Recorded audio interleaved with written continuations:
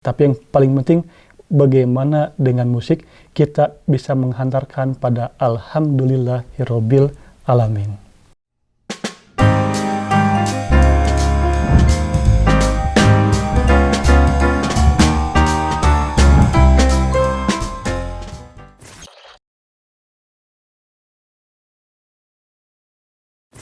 Baik, hatur nuhun, ini pertanyaan klasik ya.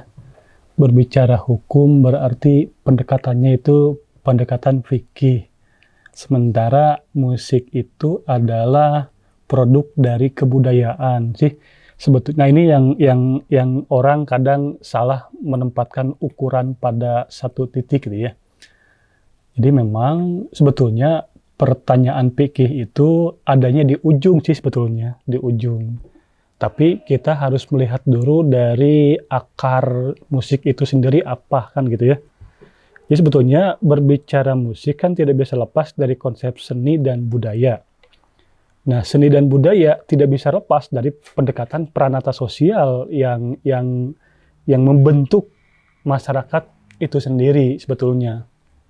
Nah, maka kalau pertanyaan bagaimana hukumnya bermusik atau berseni dan kebudayaan, nah ini yang kadang orang kita itu langsung loncat ke tahap ketujuh gitu. Padahal tahap kesatunya itu dilewat dulu. Kenapa orang bermusik? Kenapa orang berkebudayaan? Dan disitulah baru Islam turun.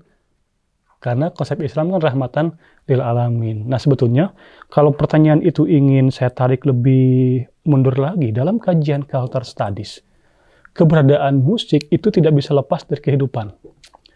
Baik suku pedalaman di Amerika, suku pedalaman di Australia, dan hampir suku pedalaman di...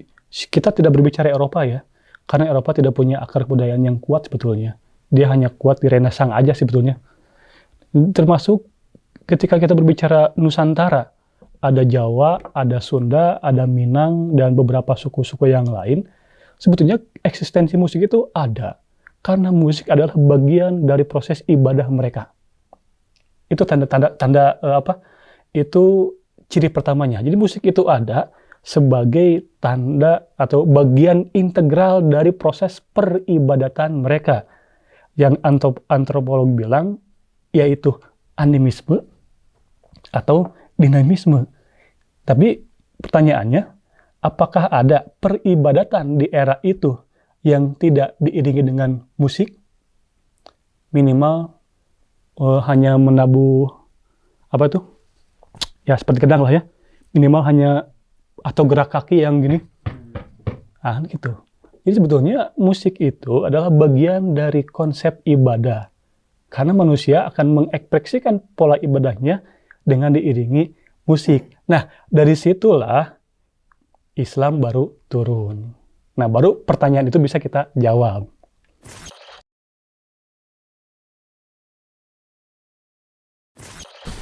Ya, kembali ke pertanyaan awal tadi.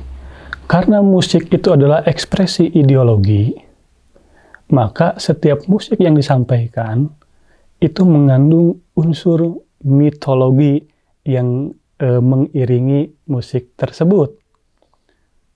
Kita belum berbicara aliran musik jazz atau rock atau Melayu ya. Itu hanya produk loh, itu produk loh. Jadi terlalu dangkal kita berbicara musik langsung ke jazz, itu produk itu sebetulnya. Nah, kembali ke konsep awal.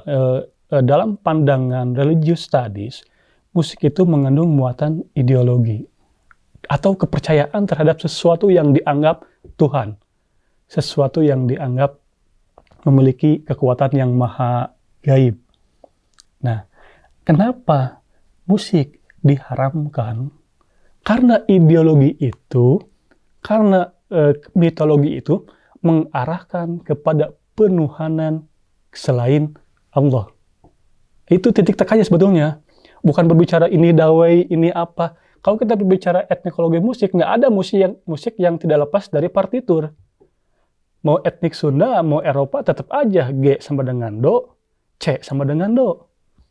Kalau pendekatan pentatonis, itu G sama dengan Do. Yang dipakai hanya G, Fis, D, C, B. Kalau marawis, yang dikatakan musik Islam, tetap aja ada nada. kumpulan nada dan irama itu adalah birahma dan wirahma. Itu konsep dasar musik. Jadi keharaman musik bukan pada alat, tapi pada proses tadi, bahwa ada ideologi yang disampaikan oleh si pemusik untuk menyembah sesuatu. Kita masih ada yang tahu musiknya, saya lupa lagi siapa penyanyi, tapi ini dari barat kan, yang mama dan gitu kan, Queen ya. Itu mencampurkan 3 keagamaan langsung kan, ada Bismillah, ada Yahudi, dan ada yang lain. Itu bukti bahwa musik itu mengandung ideologi yang mempersembahkan sesuatu kepada sesuatu yang dianggap Tuhan oleh versi mereka. Jadi keharaman musik itu di situ sebetulnya, ketika ekspresi itu ditujukan untuk mengagungkan, untuk memuji, untuk memuja sesuatu bukan selain Allah.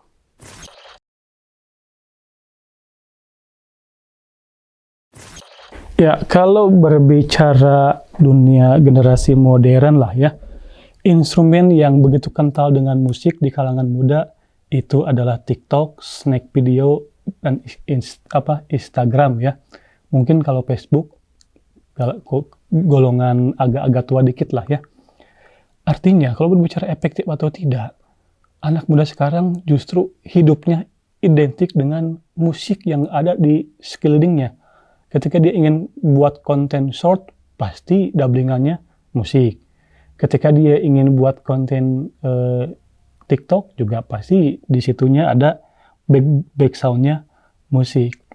Maka pendekatan berkesenian dan berkebudayaan sebagai metode dakwah itu adalah sesuatu yang penting bagi umat Islam untuk diprioritaskan. Kalau berbicara efektif atau tidak, jawabannya harus dengan riset. Nah, saya tidak bisa jawab efektif atau tidak, kan harus dengan riset. Tapi kalau pendekatannya adalah struktur fungsional, pendekatan sosiologis, maka umat Islam harus mengadopsi seni budaya yang termasuk di dalamnya musik sebagai media dakwah. Nah, intinya ada pada lirik. Bagaimana lirik itu harus diarahkan untuk memuji, memuja, mengagungkan, mengesahkan bahwa tidak ada Tuhan selain Allah. Itu saja yang saya sampaikan.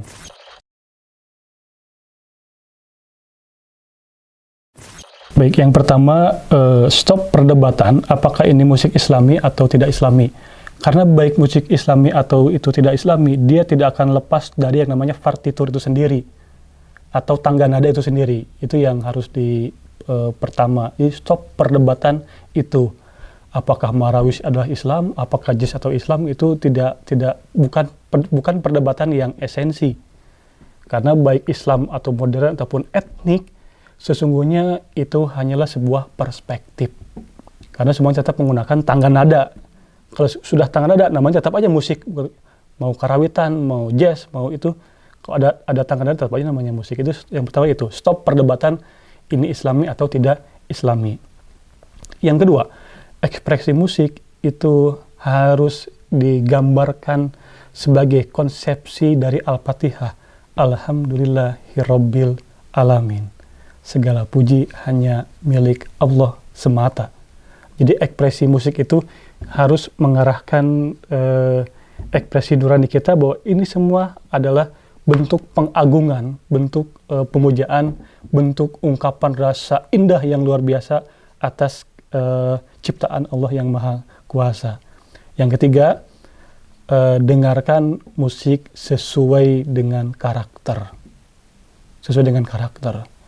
Saya tidak mengatakan bahwa pop ini adalah liberal, saya tidak mengatakan jazz ini liberal, saya tidak mengatakan etnik Sunda ini juga liberal, tapi jadikan musik sebagai medium untuk relaksasi diri, dan dengan itu maka kita bisa menghadirkan pada nurani kita sesungguhnya nikmat mana yang Allah tidak pernah berikan kepada kita.